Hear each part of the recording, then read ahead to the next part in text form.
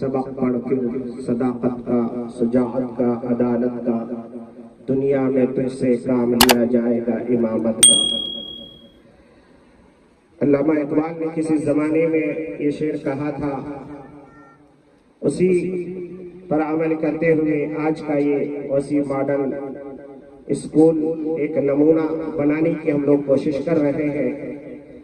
मुझे लंबी चौड़ी बात नहीं करनी, सिर्फ 2-4 मिनट आपसे लूंगा मैं, क्योंकि वक्त भी होता चला है और धूप भी तेज है।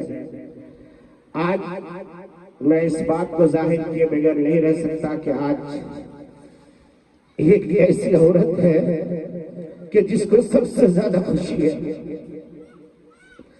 और उसी को सबसे ज्यादा गम भी है।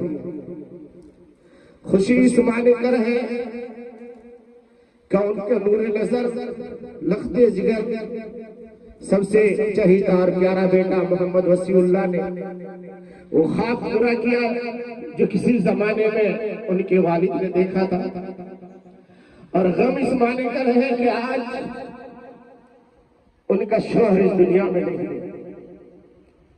काश कि आज हमारे वालिद होते और उनका साया हमारे सरों पर होता और वो अपने बच्चों को और बच्चियों को फलता और फूलता देखते तो पता नहीं कितनी और दुआएं हमें मिलती। मगर हम लोग कितनी कसम कुर्सी के जिंदगी गुजारे हैं वो आप सब जानते हैं। हमारी वालिद कुचिया मोड़ से साइकिल चला करके ग्वालटोली के सरजमीन पे जाते थे, चाहे आंधी हो तूफान हो। इलाके के लोग गवाह हैं, बोलते थे कि घड़ी मिलाने की जरूरत नहीं, कुचिया मोड़ के मोहम्मद अली को देख लो, टाइम समझ में आ जाएगा। उन्होंने अपनी जिंदगी में सरकारी स्कूल में रहते हुए, मदरसे में रहते हुए कभी उन्होंने नागा नहीं किया, बल्कि बारहा जब मुझे भी इतनी समझ नहीं थी मैं बोलता, अब्बा इतनी तकलीफ उठा के आप क्यों जाते हैं? सैलाब है, साइकिल कांधे पे लेके जाते हैं। बहुत सारे लोग और भी हैं, वो लोग नहीं जाते, महीने महीने के हाजिरी एक दिन में बनाते हैं। अब्बा ने उस वक्त कहा था, बेटा मैं जाऊंगा तो मेरा रिस्क हलाल होगा वरना हराम हो जाएगा। आज उसी का नतीजा है कि मेरे बाप ने हलाल कमाई खिला करके हमारी परवरिश की। तो आज भाई वसीउल्लाह करोड़ों अरबोपति होने के बावजूद उन्होंने अपने गांव को नहीं भूला, बल्कि गांव में एक इल्म का दिया जलाने की कोशिश की। अब इस दिया को संभाल करके रखना हम सब की जिम्मेदारी है। वो बार बार तो नहीं आएंगे। मैं यहाँ ये बात कह देना चाहता हूँ कि मेरी वालदा मोहतरमा आज हयात से है, अल्लाह उनकी उम्र में सेहत में खूब बरकत अता फरमाए। अगर जो बीमारियों का मुजस्समा है, 1000 बीमारियां हैं, मगर सिर्फ इस खुशी में जी रही है कि मेरे बच्चे लोग माशाअल्लाह कामयाब हो रहे हैं। मैं अगर आज मनोवर हुसैन के रूप में खड़ा हूँ, पूरे हिंदुस्तान का सफर करता हूँ, मगर मेरे पढ़ने के जमाने में जिस मेरे भाई ने मुझे चाय पिलाई आज तक मैं उसे नहीं भूला। हल जज़ाउल इहसान इल्लल इहसान। पढ़ने के जमाने में बड़े कसम कुर्सी का आलम होता है। हम लोग सहारनपुर के इलाके में पढ़ते थे, जुमेरात वगैरह में कभी छुट्टी मिलती, सहारनपुर शहर आते तो ये हमारे एहसान चाय वाला, जिसको आप हुसैन चाय वाला बोलते, बड़ी प्यार और मोहब्बत से हमें खाना खिलाते। आज भी मैं उनका शुक्र अदा करता हूँ। मेरे एक और 2 बड़े भाई हैं, एक हुसैन भाई जो शेखपुरा के हैं, एक सादिक भाई है। मैं उनके पास आता, बड़े प्यार और मोहब्बत से हमें अपने पास रखते, खिलाते पिलाते। जितनी उनकी उस्सत होती, ताकत होती, वो हमारा सपोर्ट करते। आज मैं ये समझता हूँ कि इन सारे काम में उन सब का भी बराबर का हिस्सा है कि अगर उस वक्त हम लोग न पढ़ते तो आज हमारे अंदर ये सोच भी नहीं आती। इसलिए मेरे भाइयों, मैं आप सबसे बड़े ही लजाजत के साथ ये गुजारिश करता हूँ, आप ये मत समझिए कि ये मदरसा या स्कूल यहाँ क्यों बनाया, ये किसी मदरसे को डेमोलाइज करने के लिए या किसी पर आंख उठाने के लिए नहीं। हमने जो सीखा है वो हम आपको देना चाहते हैं, हम बांटना चाहते हैं, अपने खुशियों में आपको शामिल करना चाहते हैं। ابھی آپ کو پتہ چلا کہ آپ کا بچہ یہاں پر جہاں پر A4 ایپل B4 بوائے وہیں پر A4 اللہ اور B4 بسم اللہ بھی پڑھے گا. اسے پتہ چلے گا کہ ہندوستان کا کانسٹیٹیوشن مجھے پڑھنا ہے, اس مادر وطن سے ہمیں محبت کرنی ہے.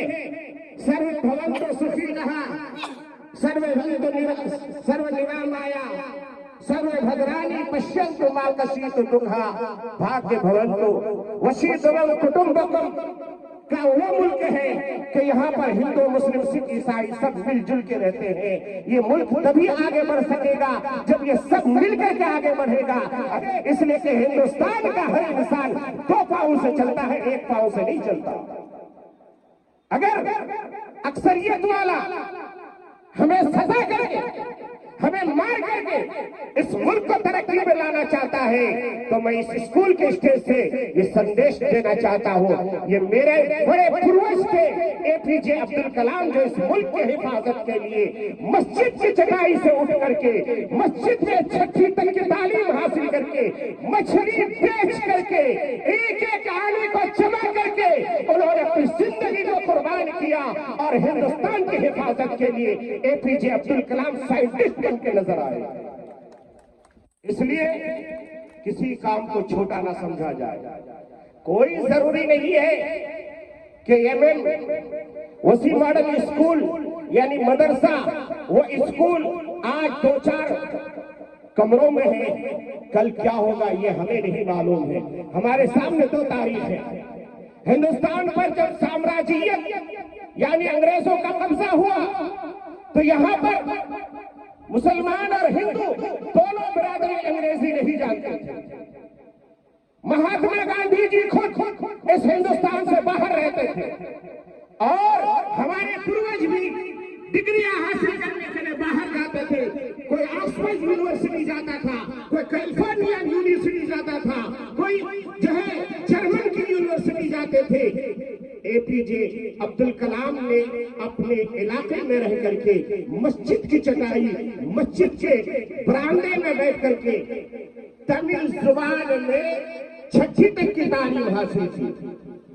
مگر جب ضرورت محسوس کی کہ نہیں ہمارے بچوں کو اگر انگریزی سکھانا ہے, ہمارے بچوں کو اگر انگریز سے لڑنا ہے تو انگریزی زبان سے بھی لڑنا ہے, تو انہوں نے جہاں ہندو یونیورسٹی قائم کیا وہیں پر علی گڑھ مسلم یونیورسٹی قائم کیا گیا.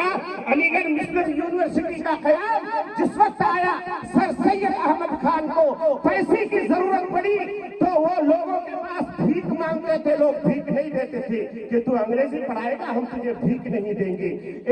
جو ہے سر سید احمد خان کی داستان پڑھیے, آپ کو پتہ چلے گا کہ آپ نے پاؤں پہ گھنگرو باندھ لیے. کیوں؟ اس لیے کہ ہماری قوم کو گانا بجانا بڑا پسند آتا ہے. آج اگر ہم یہاں ڈانس کا پروگرام رکھتے تو یہ پنڈال ناکافی ہوتا, لوگ بھر جاتے, امٹ جاتے. تو سر سید احمد خان ناچنا شروع کیا. گھنگرو اور پازیب کی آواز سن کر کے لوگ جمع ہو گئے. جمع ہونے کے بعد ناچتے رک گئے اور رکنے کے بعد انہوں نے کہا کہ بھائیو میں تمہارے بچوں کو پڑھانے کے لیے ایک چھوٹا سا اسکول بنانا چاہتا ہوں, تم مجھے چندہ دو. کسی کو سمجھ میں آیا تو اٹھنی نکال کے دیا, کسی کو نہیں آیا تو نہیں دیا. یہ حال ہے. وہ اس وقت سر سید احمد خان نے قربانی دی تو آج پورے وشو کے اندر جو ہے ٹاپ 10 یونیورسٹی میں علی گڑھ مسلم یونیورسٹی کا نام آتا ہے. آئیے دوسری تاریخ آپ کو بتاؤں, اس لیے کہ ہم لوگ دونوں تعلیم کو لے کے چل رہے ہیں. دارالعلوم دیوبند, آپ پوری دنیا میں چلے جائیے, کسی کونے میں چلے جائیے, دنیا کا وہ حصہ جہاں پر سورج اگتا ہے اور دنیا کا وہ حصہ جہاں سورج ڈوبتا ہے, آپ چلے جائیے, وہاں کوئی نہ کوئی ایک اللہ کا وجہ دیوانہ مستانہ کھڑا ہو کر کے اللہ اکبر کی نعرہ لگاتا ہوا, توحید کا نغمہ گاتا ہوا نظر آئے گا. آپ اس کے قریب جا کر کے اس کو پوچھئے بھائی آپ کا تعلق کہاں سے ہے, وہ کہے گا میں علماء دیوبند کا جوتا اٹھانے والا ہوں, میں دیوبند سے تعلق رکھتا ہوں, میں دیوبند سے پڑھنے والا ہوں.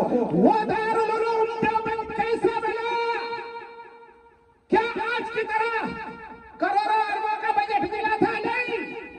वो दारुल देवबंद को बनाने के पीछे एक मकसद क्या था? वो मकसद ये था कि हमारे उलमा लड़ते लड़ते अंग्रेजों से शहीद कर दिए गए। अंग्रेजों ने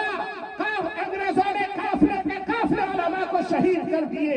चांदी चौक से लेकर के पिशावर की सरजमीन तक जो जीटी रोड गुजरता है, उस रोड के हर तरफ पर किसी न किसी आलिम का सर लगता हुआ नजर आता था।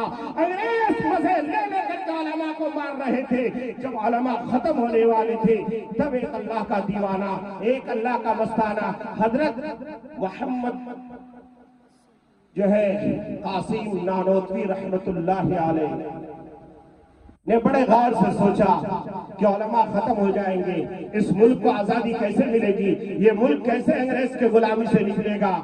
तो इसलिए उन्होंने क्या किया?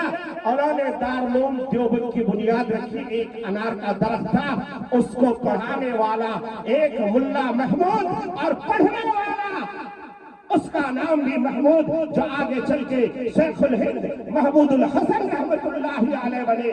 पता ये चला कि बुनियाद सबकी कमजोर होती है, मगर बुनियाद ही पर सारा बिल्डिंग टिकता है मेरे दोस्तों। इसलिए आज ये ओसी मॉडल स्कूल, मदरसा और स्कूल का एक संगम है। आपसे मेरी गुजारिश है, आप अपने बच्चे को मदरसे में दाखिल कराइए, स्कूल में दाखिल कराइए। अगर आप फीस नहीं बन सकते हैं, उस मामले में भी आपसे हम बात करेंगे, मगर हम आपसे गुजारिश करते हैं, इस पूरे इलाके का एक भी बच्चा हमारा प्लेट धोने वाला न बने, हाँ बिल बनाने वाला जरूर बने। मुझे अफसोस होता, मैं जब सहारनपुर में पढ़ रहा था मज़ाहिर में, मैं रात में किसी वजह से ताखीर से खाना नहीं खा सका, भूख लग रही थी। मैं खाना खाने गया था, मज़ाहिर के गेट के पास थोड़ा सा इधर एक छोटा सा होटल है। उस होटल में खाना खाने गया, इत्तेफाक से वो होटल बंद होने का टाइम था, प्लेट उलट धो रहे थे। मैंने जैसे ही मैं गया तो एक बच्चा अपनी जुबान से कहा, सालार बेटा साला हुकुम गाल। क्या कहा? सालार बेटा साला हुकुम गाल। मैं तो समझ गया, मगर मैं चाहता तो उसके थप्पड़ मार सकता था, मगर मैंने नहीं मारा। मैं समझ गया कि बच्चा सुबह से ड्यूटी कर रहा है, गलती मेरी है, मैं ताखिर से आया हूँ, ये बंद करके जाता आराम करता, अब मैं आया हूँ तो मजबूरन इसको खाना देना पड़ेगा। मैंने उसको प्यार से कहा, बेटा क्या कहा तूने? तो उसने कहा कि मैं मालिक से कह रहा था कि क्या खिलाएंगे इसको, कुछ नहीं है। बोला अच्छा कोई बात नहीं। बोला अच्छा बाबू जो है लाके दे दो।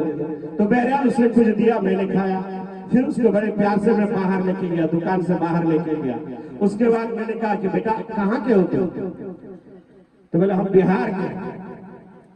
लालू का इलाका का आदमी डरेगा नहीं, तो सीना तान के रहेगा। तो कहा हम बिहार के। बोला चलो भाई, बिहार के कहाँ के हो? तो बोले कटिहार के। और कहाँ के हो? बोले आपको क्या मतलब है उससे? तो बेटा कुछ पढ़े हो? छोटा बच्चा था, तो कहा हाँ पढ़े। क्या पढ़े हो? कलमा आती है तुमको? तो बोले नहीं आती। मगर अल्लाह को पहचानते हो? ये दर्द के साथ सुधारा। कहा कि अल्लाह, मैंने कहा उससे, मेरे साथ ही वाकया हुआ। कहा कि अल्लाह को पहचानते हो? तो वहां पर होटल में मक्के और मदीने की तस्वीर लगी हुई थी, उसने इशारा करके कहा ये अल्लाह। यहाँ मुफ्ती जसीर साहब खुद मौजूद है। अगर किसी का अकीदा हो जाए कि ये काबा और ये गुम्बद खजरा अल्लाह है, वो मुशरिक है, वो मुसलमान नहीं हो सकता। मुझे बड़ा अफसोस हुआ। फिर मैंने बड़ी मोहब्बत से उसे कहा, बाबू को कौन से गांव का बताओ ना। फिर मैं अपनी जुबान में जब बोला तो लड़का कांपने लगा कि अब तो मेरी हालत खराब, कि अब तो ये मुझे मार खिलाएगा। मैंने कहा बेटा तू जिन्ना कर जिसना उन्ना करे, मोची कुंडी करती कहता। तो कहते मैं मेरे उदयपुर का हूं। मैंने बेटा मैं कुचामोर का हूं, तू उदयपुर का है, इतनी बड़ी बात। तो कहा बाबू कोई इसने मालिक तक नहीं तो मार गए निको किंतु तू वादा कर तू मुर्गे लगा पूर्व नमाज पूर्व। तो मेरे भाई और दोस्तों और बुजुर्गों, हम लोग जलसा जुलूस में जाते हैं, इसका मतलब ये नहीं कि हर बच्चा कलमा जानता है, नमाज जानता है। इसलिए हर बच्चा कलमा पढ़ने वाला हो, नमाज पढ़ने वाला हो। इसके लिए हमारे पास जितनी ताकत थी उतना हमने किया। अब आप भी एक कदम आगे बढ़िए। मैं अकेला ही चला था जानिबे मंजिल, मगर راہ آتے گئے اور قافلہ بنتا گیا. اگر آپ ہمارے ساتھ چلتے رہیں گے تو انشاءاللہ ثم انشاءاللہ یہ وسیع ماڈل اسکول نہیں بلکہ وسیع یونیورسٹی بھی انشاءاللہ ہم بنائیں گے یہاں سے انشاءاللہ.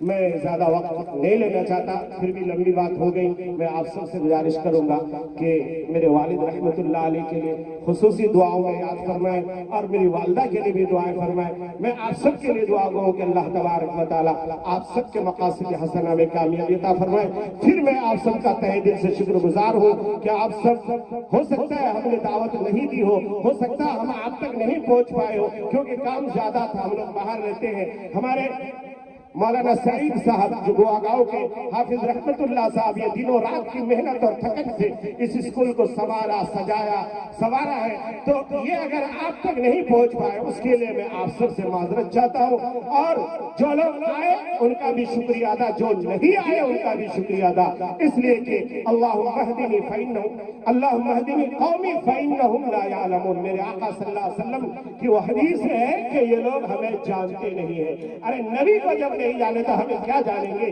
اس لیے جو نہیں آئے میں اس سے کوئی گلا شکوا نہیں, ان کا بھی شکر ادا کرتا ہوں. اور جنہوں نے محبت سے اس بلڈنگ کو دیکھ لیا ان کا بھی شکریہ ادا کرتا ہوں. دعا کیجیے اللہ تبارک و تعالیٰ اس اسکول کو پھلنے اور پھولنے کا موقع عنایت فرمائے, نظر بد سے بچائے, اخلاص کے ساتھ ہم سب کو کام کرنے کی توفیق عطا فرمائے. آمین. وآخر دعوانا الحمدللہ رب العالمین.